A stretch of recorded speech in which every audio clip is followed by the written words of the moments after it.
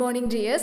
நாம வந்து சங்கம் சொசைட்டி பத்தி பார்த்துட்டு இருக்கோம். அதுல லாஸ்ட் கிளாஸ்ல சங்கம் ஏஜ்கான லிட்டரரி சோர்ஸ் பத்தி பார்த்தோம். இன்னைக்கு நாம எபிகிராஃபி பத்தி பார்க்க போறோம். Epigraphy is the study of inscription. Epigraphy அப்படினா என்னன்னு பாத்தீங்கன்னா இன்ஸ்கிரிப்ஷன்ஸ் பத்தி படிக்கிறது. அதாவது கல்வெட்டுகள் பத்தி படிக்கிறது தான் வந்து எபிகிராஃபி அப்படினு சொல்றோம்.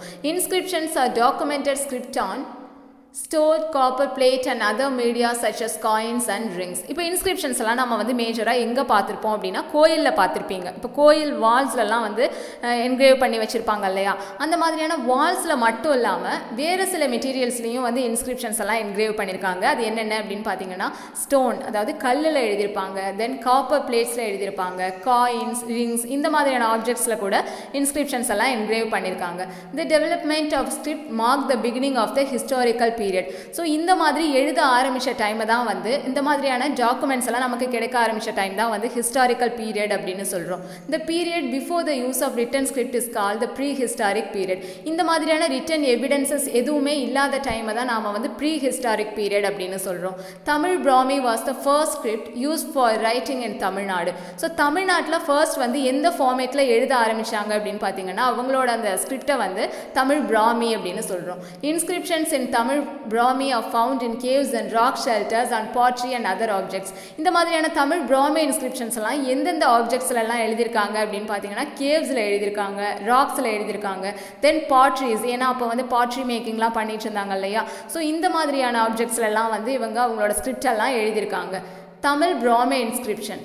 Tamil Brahmi inscription have been found in more than 30 sites in Tamil Nadu, mostly on cave surface and rock shelters. இப்போ தமிழ்நாட்டிலேயே பார்த்தீங்க அப்படின்னா மேஜராக அந்த ராக்ஸ், கேவ்ஸ் இந்த மாதிரி ஏரியாஸில் ஒரு more than 30 சைட்ஸில் வந்து இந்த தமிழ் பிராமி இன்ஸ்கிரிப்ஷன்ஸ் எல்லாம் வந்து ஃபைண்ட் அவுட் பண்ணியிருக்காங்க. These caves were the abodes of monks, mostly Jaina monks. So அதிகமாக பார்த்தீங்க அப்படின்னா இந்த மாதிரி யாரெல்லாம் எழுதியிருக்காங்க அப்படின்னு பார்த்தீங்கன்னா மாங்ஸ் எழுதியிருக்காங்க. ஏன்னா இப்போ வந்து மாங்ஸ் எல்லாருமே வந்து அதிகமாக அந்த கேவ்ஸ் இந்த மாதிரி பிளேஸில் தான் பார்த்துருப்பீங்க. இப்போ மூவிஸ்லலாம் வந்து அதிகமாக காட்டியிருப்பாங்க. இப்போ ஒரு மாங்க் இல்லை ஒரு நன் இருக்காங்க அப்படின்னா வந்து அவங்கெல்லாம் வந்து யாருமே இல்லாமல் தனியாக வந்து ஒரு கேவ்லையோ இல்லை ராக் சைட்லையோ அதில் தான் அந்த மாதிரி ஒரு பாறைக்கு கீழே உட்காந்துருக்க மாதிரி இப்படி தான் காமிச்சிருப்பாங்க இல்லையா? ஸோ அதனால அதிகமாக வந்து அங்கே ஜெயினா மாங்ஸ் அவங்களோட ஸ்கிரிப்ட் தான் வந்து அதிகமாக இருந்திருக்கு. The natural caves were converted into residence by cutting a drip line to keep the rainwater away from the cave. இப்போ ஸோ இந்த இவங்கெல்லாம் வந்து அந்த கேவ்ஸ் ராக்ஸ் எல்லாம் இருக்கு இல்லையா, அதெல்லாம் மாங்ஸ் வந்து அவங்களோட ரெசிடென்ஸாகவே யூஸ் பண்ணிட்டாங்க. ஏன்னா வந்து அவங்க இந்த மாதிரியான பிளேசஸில் தான் வந்து அதிகமாக இருப்பாங்க. இந்த sites cave small stone bed carved on rock surface for monks who led a simple life and lived in these shelter. So இதை வந்து அவங்களோட லைஃப் ஸ்டைலுக்கு ஏற்ற மாதிரி, ஸோ அவங்க வந்து ஒரு தனியாக ஒரு கேவ் அந்த மாதிரியான பிளேஸில் தான் இருக்காங்க இல்லையா? ஸோ அதை வந்து ஒரு பெட் மாதிரி இவங்க அவங்களுக்கு ஏற்ற மாதிரி ஷேப் பண்ணியிருக்காங்க. இப்போ வந்து இந்த புதுக்கோட்டை சைட்லாம் போனீங்க அப்படின்னா இந்த சித்தன்னவாசலில் வந்து ஜெயின் பெட் அப்படிங்கிற வந்து ஒரு பிளேஸே இருக்குது. அங்கே பார்த்தீங்க அப்படின்னா இந்த மாதிரி ராக்ஸில் கேவ்ஸ்லலாம் வந்து அவங்க படுத்திருந்ததுக்கான ஒரு தடம் இருக்கும் அங்கே. ஸோ அதெல்லாம் வந்து அவங்க வந்து யூஸ் பண்ண அந்த ராக்ஸ் தான் அதெல்லாம்.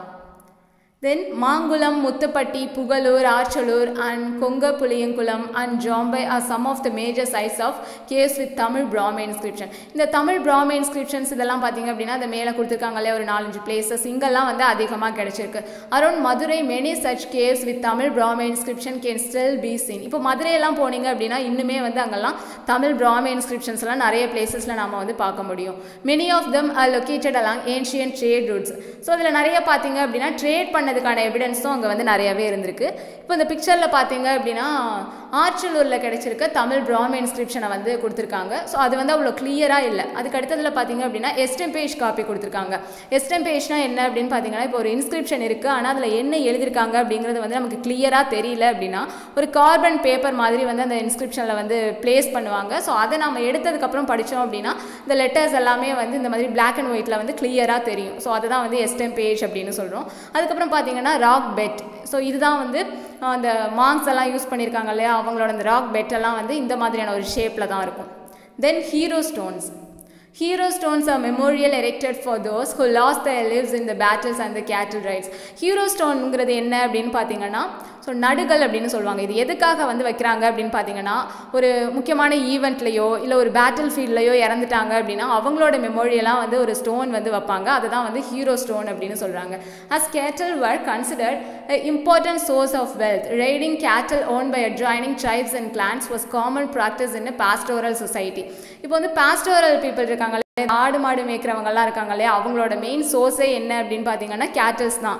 ஸோ அதனால அந்த கேட்டல் ரைடெலாம் வைப்பாங்க. ஸோ அந்த மாதிரியான ரைடிங்கில் வந்து இறந்து போகிறவங்களோட நினைவாக தான் வந்து இந்த ஹீரோ ஸ்டோன்ஸ் இதெல்லாம் வந்து வைக்கிறாங்க. During the Sangam age the Mullai landscape followed the pastoral way of life. Mullai அப்படின்னால நமக்கு தெரியும் ஃபாரஸ்ட் ஓரியன்டட் ஏரியா. ஸோ அங்கே வந்து மேஜராக வந்து பாஸ்டோரல் பீப்புள் தான் இருப்பாங்க. ஸோ அந்த டைமில் பார்த்தீங்க அப்படின்னா இந்த மாதிரியான ஹீரோ ஸ்டோன்ஸ் எல்லாம் நிறையவே வச்சுருக்காங்க. Tribal chieftains plundered the cattle wealth of enemies whose warriors fought to protect their cattle. So இப்போ வந்து இந்த நீங்கள் வந்து இப்போது தமிழ் புக்ஸ்லலாம் பார்த்தீங்க அப்படின்னா அது மட்டும் இல்லாமல் இந்த சங்கம் லிட்ரேச்சர்ஸ் அதிலெல்லாம் வந்து நிறைய கொடுத்துருப்பாங்க இல்லையா. இப்போ வந்து ஒரு ஃபைட் வைக்கணும் அப்படின்னா மெயினாக வந்து அவங்களோட கேட்டல்ஸை தான் வந்து ஃபஸ்ட்டு கேப்சர் பண்ணுவாங்க. அப்படி கேப்சர் பண்ணிட்டாங்க அப்படின்னா வந்து நாங்கள் வந்து சண்டைக்கு ரெடியாக இருக்கோம் அப்படிங்கிற மாதிரி அர்த்தம். ஸோ அந்த மாதிரி தான் அப்போல்லாம் வந்து பேட்டில் நடந்திருக்கு. Many warriors died in such battles were remembered as martyrs. So இந்த மாதிரியான கேட்டல் ரைடிங்கில் இறந்து போகிறவங்கள வந்து என்ன சொல்கிறாங்க அப்படின்னு பார்த்தீங்கன்னா அவங்களாம் வந்து தியாகி அந்த மாதிரி கன்சிடர் பண்ணி அவங்களுக்காக ஹீரோ ஸ்டோன்லாம் வைக்கிறாங்க. Memorial stone were erected in their honor. Sangam literature widely portrays these battles and clashes and describes such hero stone as object of worship. So இந்த மாதிரி அவங்கள ஹானர் பண்ணி வைக்கிற ஹீரோ ஸ்டோன் தான் அவங்கள வர்ஷிப் பண்ணுறதுக்கான ஒரு பிளேஸ் அப்படின்னு சொல்கிறாங்க. Tolkappiyam describes the procedure of erecting hero stone. அது மட்டும் இல்லாமல் ஹீரோ ஸ்டோன் வைக்கிறதுக்கான ப்ரொசீஜர்லாம் என்ன அப்படிங்கிறது தொல்காப்பியமில் சொல்லியிருக்காங்க.